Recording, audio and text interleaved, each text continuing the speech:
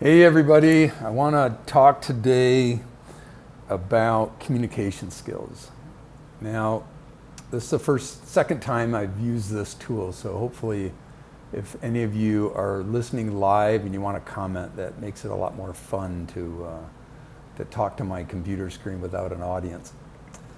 All right, so that being said, let's talk about, I do a lot of coaching with people around communication skills, and it's really, I believe, useful to know, why is it I communicate the way I do and what's right or wrong with it? Well, if you're getting good results, this video may not be even useful to you. If you want to improve on your communication skills, then what I'm about to share will start to shape the way you think about how communication is, and ideally give you some food for thought around what you can focus on to get better at it. All right, so that said, the other thing about what I'm about to share is this is not about making your parents wrong or people that took care of you when you were little. This is strictly about the premise that I'm going from is that we're all responsible adults, people that want to grow and learn, and we're responsible for the meaning we made out of things when we were younger, and sometimes we weren't gifted with really good parents. I come from a background where my parents were not very skilled at all. I started on the one end of the spectrum of being very unskilled, and over the last 25 years I've really honed and refined my communication skills when it comes to one-on-one communication with people. So that being said, I found when we understand the basics and the foundation of what causes us to think the way we do, I think it makes life a whole lot easier. So let's explore that for a few minutes. This won't be a very long video, so hopefully you'll hang in there. Okay, so part of the way we're wired when we're first born is we have a safety system. And that safety system's top priority is to guarantee our survival. So and we also have trillions of neurons that are firing in our brain that are trying to make sense out of the world so we can survive in that world. And there's 5 natural impulses that are always going on in us that help us to organize the information that we're taking in through our senses, our ears, our eyes, smell, taste, and our intuition. All right? So that being said, the safety system has top priority. If things don't seem safe, then the way we organize information is going to be oriented towards what'll keep it safe for me. All right? So let's look at those 5 systems, and then in other videos we'll go into much more detail. So the 5 systems are the safety system. We also are sensing whether or not we belong here. Like, do we feel welcome in the world? If we don't feel welcome, then part of us is already pulling back, thinking it's scary, and we're going to start framing everything that comes through our senses with, is it safe here? Is it safe here? In fact, we might even think it's not safe when it actually is safe, okay, depending on what happens to us in the first year of life. The third thing is mattering. Do I matter? So if I'm crying and I need to be fed, or I'm scared, but no one comes and helps me, I'm going to start developing a belief that there's some part of me that doesn't matter. Like, I don't matter that I'm even here. But if I get picked up and I get rocked and cooed and loved and comforted, then I start developing the sense that, oh, I matter here, right? So that's the third one. The fourth one is a sense of competency. So if some parents are very anxious and they're scared that you're going to hurt yourself, or that they feel incompetent, and so they overexert their authority to help you, and that actually works against us. All right? So if you're trying to fix your child's shoes and they want to learn how to tie their own shoes, and you're interfering with them learning, that's going to cause a problem down the road. All right?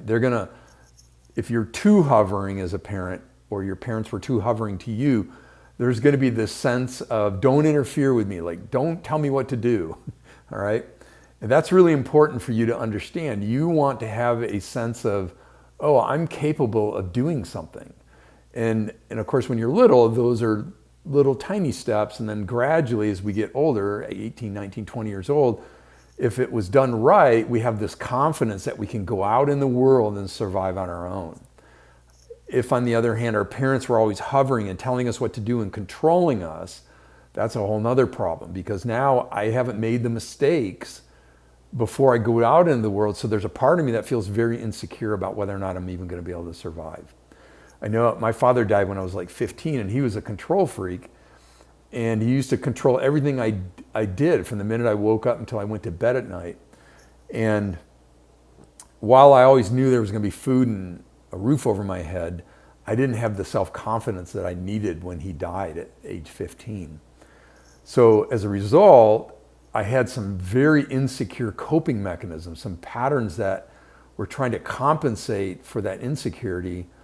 And it hurt me for the next 40 or 50 years until I started realizing, I was like 40 some years old, that, hey, things are not working so good in my relationships and in my job. So I had to go back to the drawing board and say, okay, what is this whole thing about, knowing how to communicate more effectively so I can get my needs met and others can get my needs met and others feel safe around me. And those 5 things, by the way, so let me repeat. So safety, belonging, mattering.